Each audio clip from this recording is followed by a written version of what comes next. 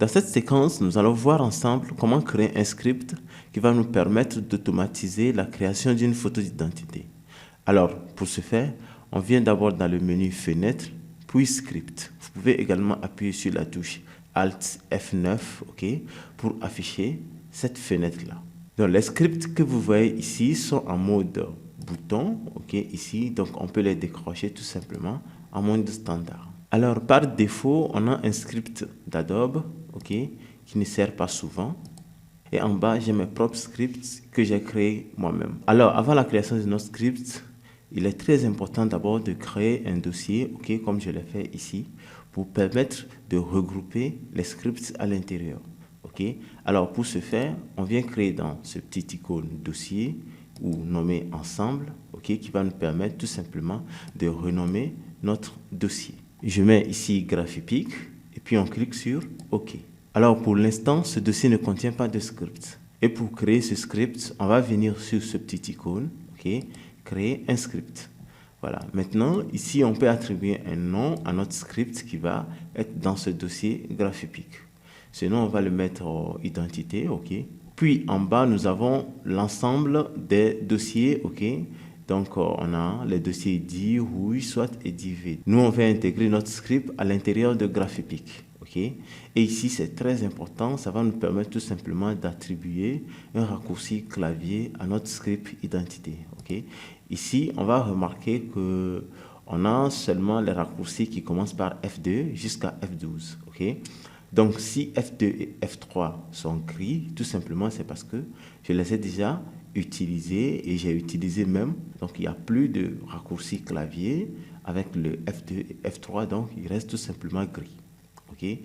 Donc dans F4, j'ai encore la possibilité de créer une nouvelle raccourci clavier, soit je vais voir, bon, le F4 tout simplement est déjà appliqué, ok, donc j'ai la possibilité quand même de cocher CTRL F4, soit CTRL majuscule F4, ok, soit majuscule F4, ok. Voilà. Bon, je vais choisir F7. Bon, tout est toujours pris. OK. Bon, on prend majuscule F7. En bas, si on prend une couleur, OK, ça va nous permettre tout simplement de reconnaître notre script identité plus facilement en mode bouton. OK. Alors, si on clique sur enregistrer, on va voir en bas ici ce bouton qui va devenir tout simplement rouge, OK, qui va nous montrer que toutes les actions que je vais effectuer dans Photoshop sera tout simplement enregistré. Voilà, donc notre script est lancé. Il nous reste tout simplement qu'à commencer à créer le script. Alors, notre première action, ça va être tout simplement de double-cliquer. Maintenant, je clique et je bouge tout simplement mon calque sur ce petit icône. Je relâche. Ou soit vous pouvez faire également la touche CTRL plus J, tout simplement pour double-cliquer. Vous voyez, à chaque fois que j'ai fait une action, l'opération vient de se mettre sur la liste de mes scripts. Okay? Donc, cette fois-ci, je vais cliquer ici et venir dans menu image, ok, taille de la zone de travail. Je vais définir un format 15 sur 10. Et ici, j'ai la possibilité de définir la couleur de mon arrière-plan, la couleur de la zone de travail, ok. C'est-à-dire, je peux mettre la couleur du premier plan, qui est le noir, et après la couleur de l'arrière-plan, le bleu, en quelque sorte, voilà.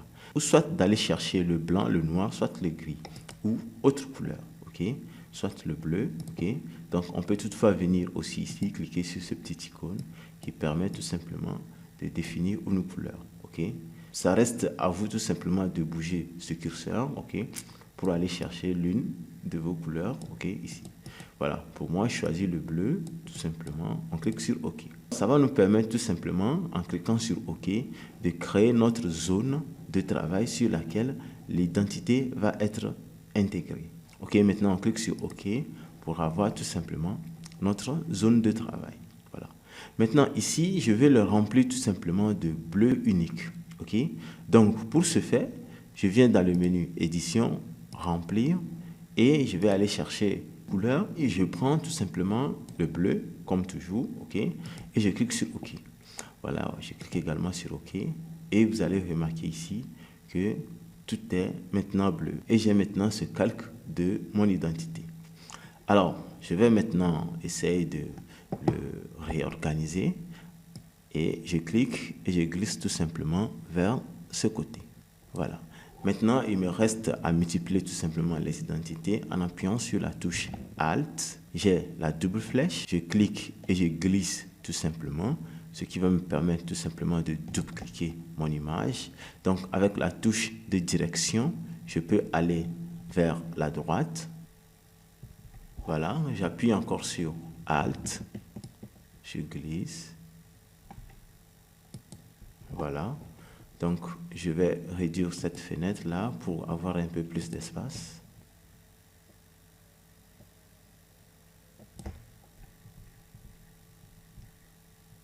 Voilà, maintenant, il me reste tout simplement à balayer toute cette sélection ici, des petites icônes, et j'appuie sur la touche Alt et je glisse, en maintenant la touche majuscule appuyée pour être plus ajusté à notre identité. Ok, je relâche tout simplement les clics et l'ensemble. Alors, je peux voir que j'ai déjà mon identité et je suis toujours en mode enregistrement. Ok, voilà. Donc, je vais tout simplement aplatir l'image, soit en venant ici, soit en venant dans le menu calque, aplatir l'image. Voilà.